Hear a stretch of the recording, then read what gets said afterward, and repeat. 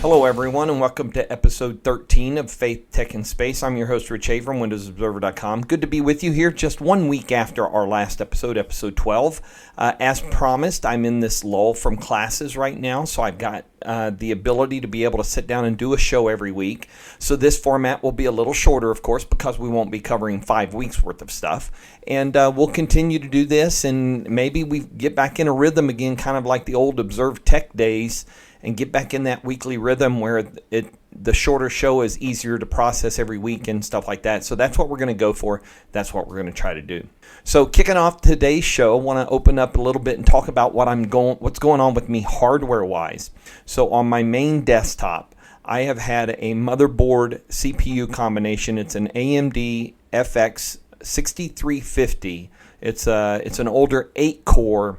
Or 6-core CPU, but it's about 6.5, 7 years old. Same with the motherboard at the time that I bought that. And I've since upgraded SSDs and memory and things of that nature, but unfortunately, I'm starting to experience an issue with the system that is causing intermittent problems. And so when I went to go research and figure out what I needed to do to fix it, with the age of the motherboard, the age of the CPU, and all that kind of stuff, it was time for an upgrade. So in order to do this, I did some research, and AMD, I'm a big AMD fan. I've been building AMD-based systems for a while now, so I knew I was going to go AMD because, in my own personal opinion, you get a little more for your dollar. You may not have comparable performance of the same chip level with, say, Intel, but for what you're paying, you're getting a lot of great performance. And the AMD Ryzen 5 3600 CPU is very well reviewed. It's considered a #1 bestseller on Amazon in their CPU processor category. And so it's a 6-core, 12-thread desktop processor. Comes with a cooler with it and everything like that.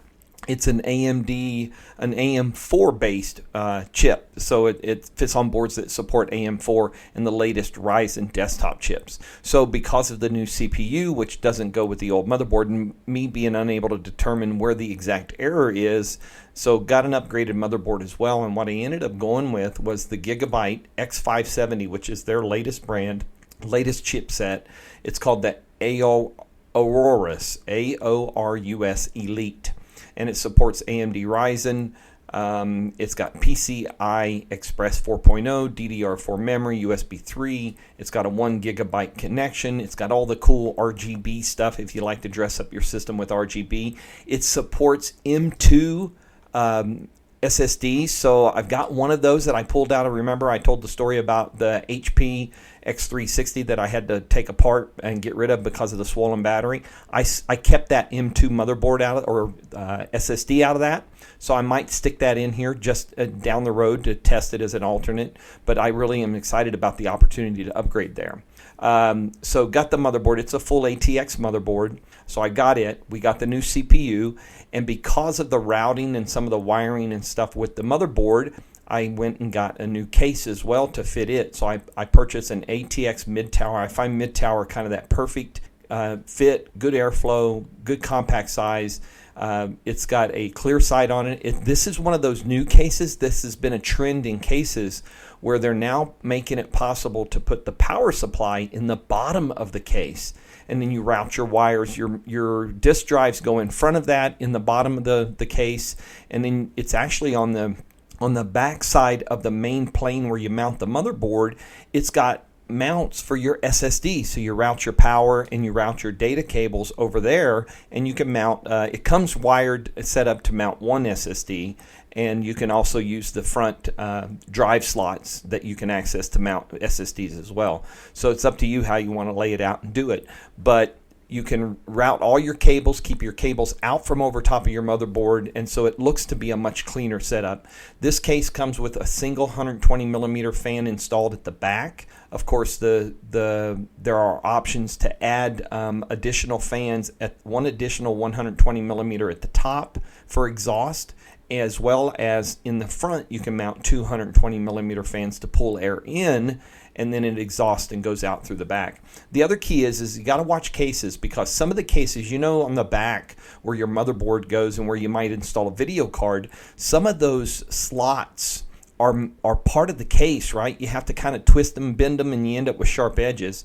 So one of the things I looked for specifically on this case was the type that they're not part of the case, so you can easily remove them and then mount in your card and stuff like that. So new case, new CPU, new motherboard. What I'm recycling from my current system is the 32 gig of DDR4 memory that I have in it.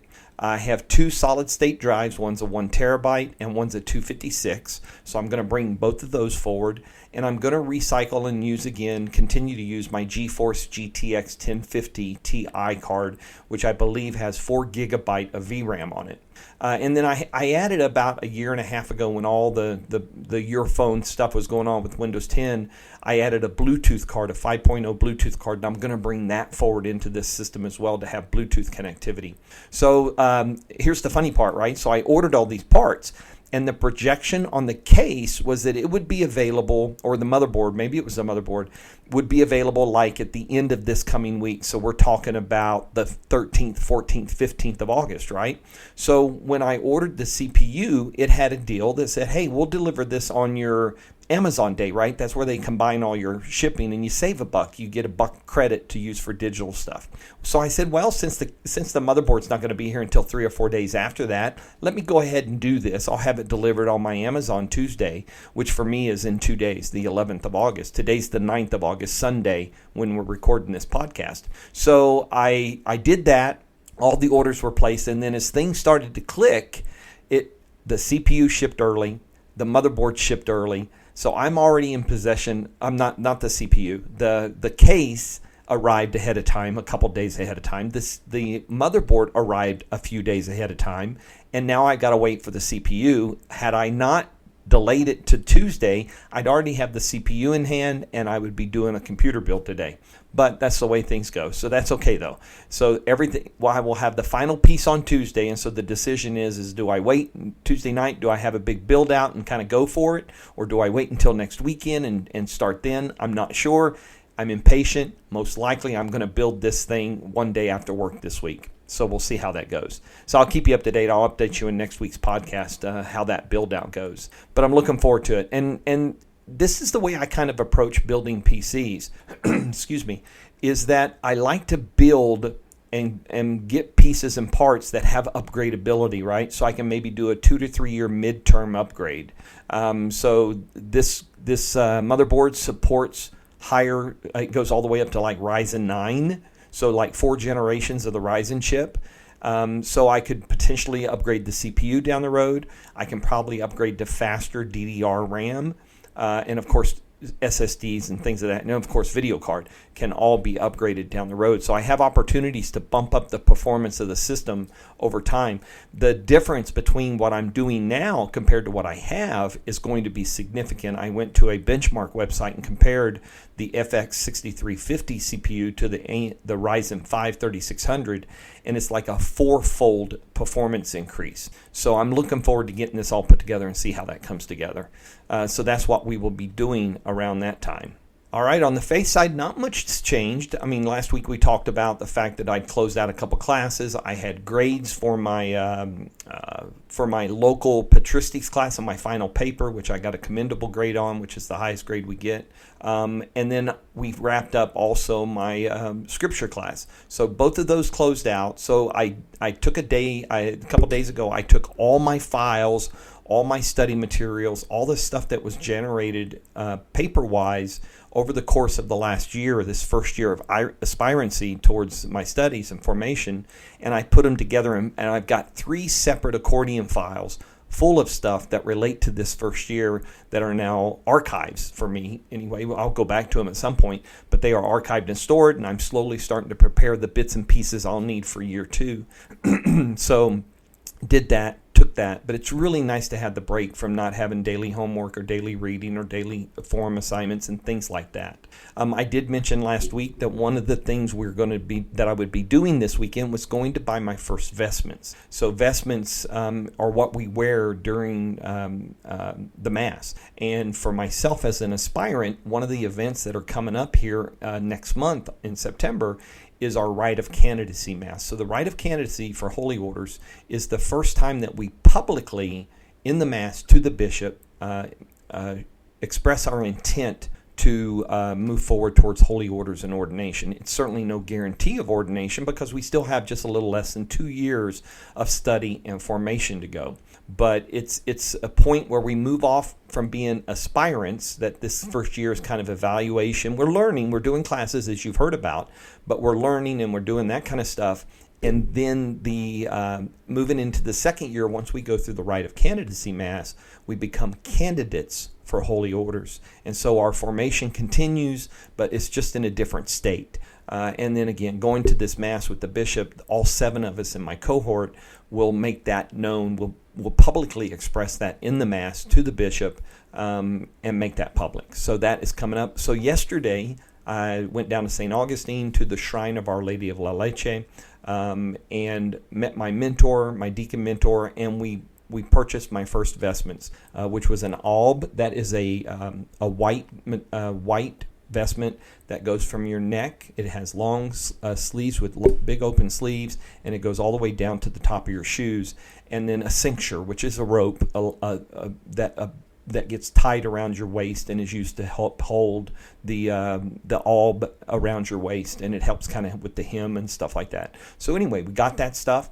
Got it purchased. The folks at the store down there were great because the normal place that you would do that isn't open on Saturdays. We didn't realize that. But we spoke to the manager of the retail store there at the shrine at the gift shop. They made a phone call, got us access, got us over there, showed us where the rack was. The first one I picked up off the rack was the one we bought. It fit well. It was a great setup. My deacon mentor bought me the cincture as a gift, and we came home with it. So now to get it pressed and have it ready for next month. So that was pretty neat to be able to. There's an element of that, of making that purchase that there's a real to it.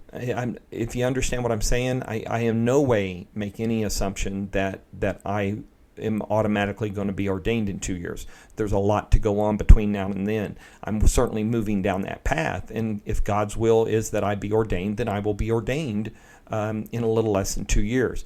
And so I don't like to make any assumption that my ordination is an automatic or anything like that. There's still a good travel, a good journey to go with that. But buying your first vestment is really kind of one of those moments when it's like, wow, there's a real to this, that kind of this path and journey is a very real thing. And I've known that, but again, making that investment and stuff like that just kind of gave me that new thought about the process. So I am going to include a link to the webpage for Our Lady of La Leche, and you can check that out and see a little bit about that. The other thing we learned this week was we heard from the director of Deacon Formation, and we got our first syllabus for one of our local classes this year. This one will be a class that we have in November and December, so our second class of the year. And this will be on the theology of the body. Now, the theology body is the teaching of the church concerning human sexuality. It focuses on the history, or the class is going to focus on the history of this theme and theological tradition of the church. We'll cover basic moral values. We'll talk about chastity and how it applies to all states of life. And when the church says states of life, they mean single, married, ordained, priest, clergy, deacon, whatever it might be, sisters, religious. That states of life is your state of life. Theology of the body was a very big subject for St. John Paul II. He spent 5 years writing a couple books and giving weekly messages on theology of the body during his weekly addresses from the Vatican. We're actually just going to have 2 full class days for this, so we have some pre-reading and some preparation to do. One of our first assignment to turn in before our first class is we have to write an 8-minute homily on the theology of the body, and we've been given 3 Vatican documents about theology of the body that we have to have quotes from as part of our homily to talk about theology of the body. So this will be a very interesting exercise. It's not one we're actually going to stand up and give, though, because of time, but we will be turning it in for grade.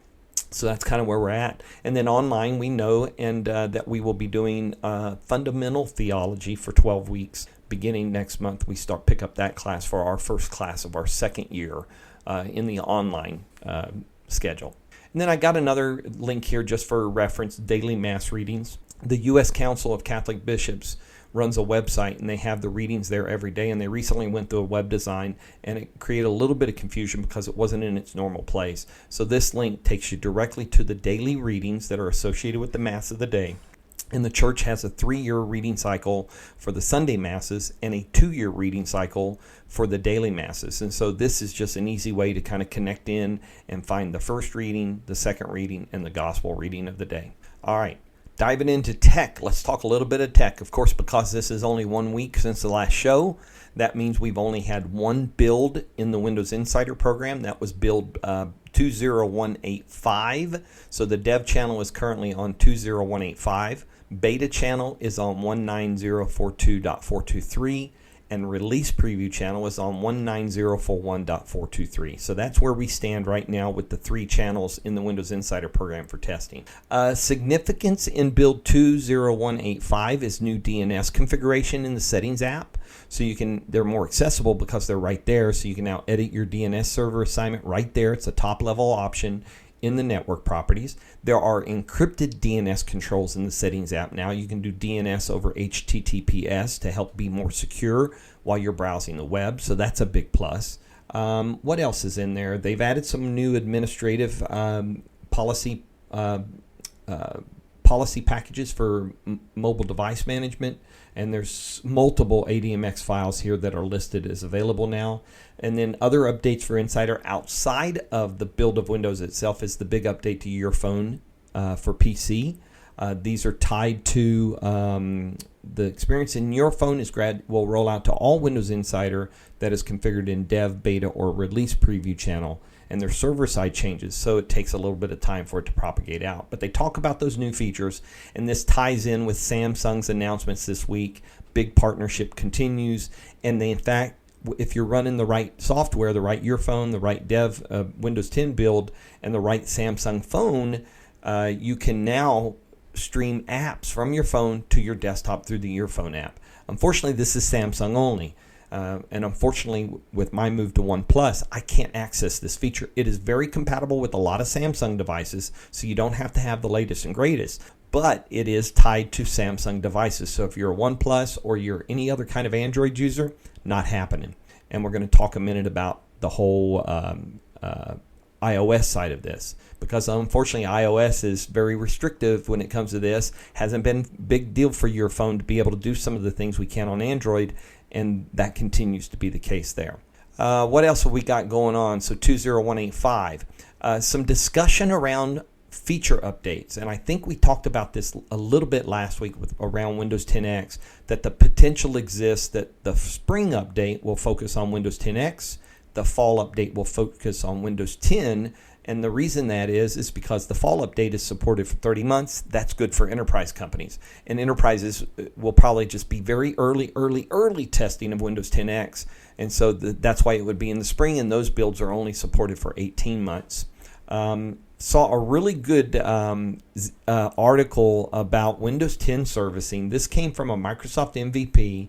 His name is Peter Edgerton. But he wrote it about Windows servicing, but he ties it to using a car analogy and how that fits together and how provisioning Microsoft Windows compares with getting a car on the road, vehicle maintenance, and all of that kind of similarity. So it's a really good read. So I highly recommend that you check that out. Of course, you know the link is on the show notes page that is linked from the show page on windowsobserver.com.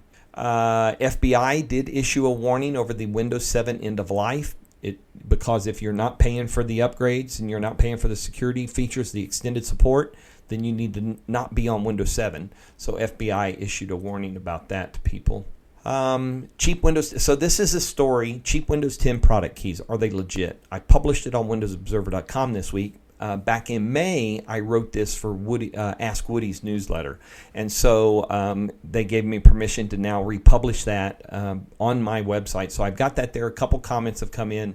It's always an interesting discussion, right? Excuse me. It's always an interesting discussion around whether those $5, $10 Windows 10 product keys that you can find advertised and supported, shown off all over the internet, are they legit or not? And I talk about that in that story. And kind of tell a couple stories about them.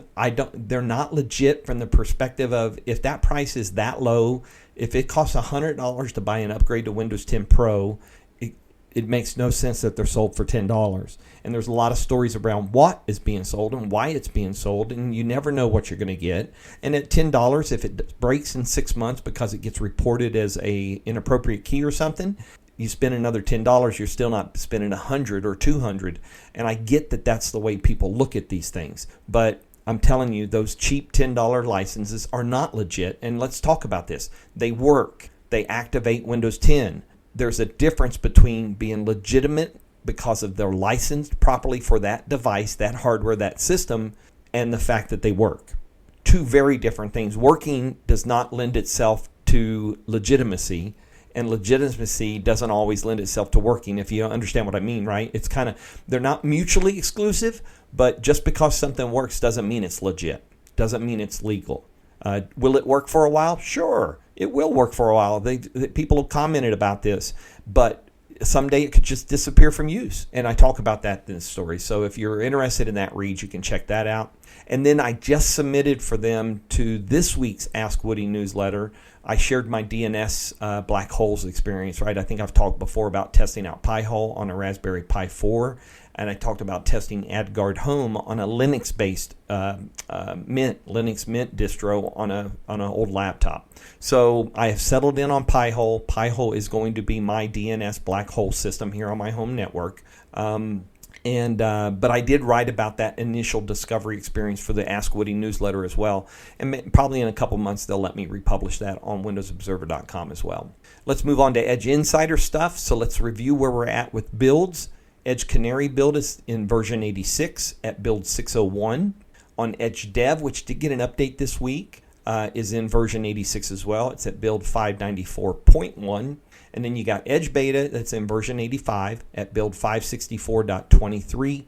And Edge Stable is in version 84, build 522.52. I've got a link here to the update notes, the release notes for the new dev channel build. We don't typically get them with Edge Canary, but the dev channel, we always see a note of stuff that's gone in and what's been changed and stuff like that, so you can check that out. And then interestingly enough, there was an issue over the last few weeks about crashing and closing of Microsoft Edge. It turns out it was related to if you were using, I think it was if you were using the Google engine, and that's when the crashes were occurring. Of course, there was nothing malicious in this, but it was causing a problem. So the way to change it was you turned off the Google search engine, and that's how you got past it, or you turned off searching in the address bar. But here's the cool part, right? Once it was solved and figured out and fixed in an update, Microsoft's Microsoft's Edge team took to Reddit and explained all the details behind this crash and why it happened and what was going on in order to be transparent, because a lot of people assumed once they learned it was the Google search engine being the default is when the crashes were occurring. Many people assumed that that was intentionally to discourage people from using Google. Couldn't be further from the truth, and you need to come read what the clarity they provided on this to help people understand why things were crashing. So really impressive there with the Edge team. Tab preview. So we're starting. There's a flag that you can turn on to see tab previews in Canary. So that's kind of neat to be able to see. Vertical tabs, which I think we might have mentioned last week, have rolled out more. I've still only got them on one system, but it's pretty cool. It's a little different to work with, right? Because you close windows differently or close tabs differently than you do closing the entire window, because one time I had 4 or 5 tabs open and I went up on a page up to the right hand corner and hit the X and they all closed. So you've got to either train some muscle memory to close things a little differently there. You right click over on the tab and you can close it. Hopefully they'll figure that out and make that a little more intuitive. But it's working really well, and I really like the idea of the vertical tabs, because when you're working with a lot of tabs, rather than being spread across the top and getting smaller and smaller and smaller, they're on the left-hand side. You can stick it there and pin it there, and it'll always stay open, or you can hover over with your mouse and it will flow open. So you have a choice there, but you don't get jammed up like you do across the top with the tabs. So it's really, really neat feature. I'm looking forward to that being available on more stuff. Another area of concerns around this past week that was brought up was this whole Microsoft versus Apple with the App Store thing in Project xCloud. So we learned this week, I think it was this week, we learned that Project xCloud will officially come out on September 15th to anyone subscribed to Xbox Game Pass Ultimate. And Ultimate applies for console and PC. It gives you access to Xbox Live Gold, the 100 Game Plus library, so all that stuff we talked about last week about Game Pass, And, of course, now Project xCloud, the ability to stream games from the cloud to your mobile devices. And alongside of this announcement, they announced a whole bunch of new mobile hardware controllers to stick your phone in or tablet in to be able to control the games with game-like controllers. So all good, but one of the other things they had to do was they had to shut down the Project xCloud test app on iOS because it could never go beyond one game. And it was very restricted. They could only allow so many testers in on iOS. And Apple will not allow them into the store with full access to all the games. So there's a bit of a tit for tat going back and forth between Microsoft and Apple, and I've got links to the back and forth on that, okay? It's unfortunate, but we've seen this with so many different things either through the Apple App Store, which Apple has very strict guidance on and things of that nature, so that's a problem. And then just the fact it leaves so many people out. But it seems that the main way to get into the Microsoft ecosystem beyond the Windows 10 devices is on Android. But even there, we don't have full equity there because, as I just described earlier, with the Your Phone app and the Samsung partnership, Samsung phones are the only ones that can stream the apps to your phone app on your PC. So even in that case, it's restrictive. It's not fully open. So it's unfortunate that we have to have these kind of things that limit the ability to interact with our systems like that. So, but it is what it is at the moment, and who knows if it will change or not, but Microsoft has shut down Project xCloud on iOS, and there is no plan to come out with anything on iOS for xCloud when it opens up on September 15th. The discussions by Microsoft on the potential TikTok purchase continue. That has been going back and forth. Now Twitter is in the talks. The latest reports are that Twitter might be talking to TikTok about a potential acquisition. Microsoft's initial proposal was to acquire the U.S. side of the business. In the last week, that has changed to potentially acquiring the entire business, the global business. And so we'll have to continue to watch and see where all the TikTok stuff goes as well. And then the other news we heard this week was the Windows division, led by Panos Panay, who's been in charge for a few months, has had a reorganization done. Get two very different headlines, though. From Thurrott.com, it's Windows Rocked by Major Reorg. And from Mary Jo Foley on ZDNet at All About Microsoft, it is the Windows Reorg brings more of the Cosign team under the Chief Product Officer, Panos Panay. So real quick snapshot. I won't go through all the names and stuff like that because it'll do you easier to go read Mary Jo's or Paul's story about this, and you can get an idea of what's happening. But I'll tell you, the snapshot here is that more of the core OS team, the Intelligent Edge team, Azure elements of Windows 10 and Windows as an OS are coming underneath Panos as the Chief Product Officer and the guy in charge of Windows 10. So this lends itself to a resurgence of sort that Paul Thurrott, I think it was, that talked about, and maybe Mary Jo as well. It's kind of a resurgence of the OS in the company. A lot of resources are being directed towards it, and this could all tie together with what we discussed earlier, right? With Windows 10X and the work on Windows 10X, with the fall update, the spring update, and all that configuration. Don't forget, Panos has only been at the reins for about 6 or 7 months, so he has not had a lot of time to put his finger on everything and to kind of put his touch. And even the May 2020 update that we just got was not fully developed under Panos' leadership. This next update potentially gets more of that, and most certainly 21H1. So a lot is going on in Windows, and this is going to be very interesting to watch for a while. I already mentioned the Microsoft and Samsung partnership stuff. I've got links to that. Microsoft Rewards is going to help you get Xbox Game Pass for PC and other things. You can read about that at PC World. Microsoft Ignite announced this week that they will be holding Microsoft Ignite on 22nd, 23rd, and 24th of September. It will be a 48-hour event, just like Build Us, right? It starts one morning and it runs for 48 hours straight. So that means there'll be some recordings and alternating live broadcasts and stuff like that. In addition, because there will not be any Microsoft Ignite Tour this year, there will be an additional event in 2021, early 2021 it said, most likely a couple of days type event that will help to kind of support and get more of the Microsoft Ignite community involvement there. So the big news items will probably come out next month in Ignite on 22nd, 23, 24 September. And then we'll see what the whole 2021 thing's going to be down the road. but no details were given except for the dates. Microsoft Whiteboard in Teams now has added sticky notes and text to it, better performance. So they've done some work on Whiteboard, especially in Teams Access, to make it more robust and more useful. So that's kind of what we have going on in the Microsoft world. In the Apple world, beyond the whole iCloud or xCloud and iOS stuff, they did launch and announce via press release their new 27-inch iMac update. It's labeled a major update, so big updates around that system if you're interested. That is their desktop system. That is their Surface Studio style device. Under security, Troy Hunt is open sourcing the Have I Been Pawned code base. This is the massive code base of breaches that many software systems and things like that are using now to kind of identify whether or not a username password's been breached. But he has decided this week, he announced formally that he is open sourcing the code for Have I Been Pawned. And a new API has been built to help access that for people to kind of integrate into their own services.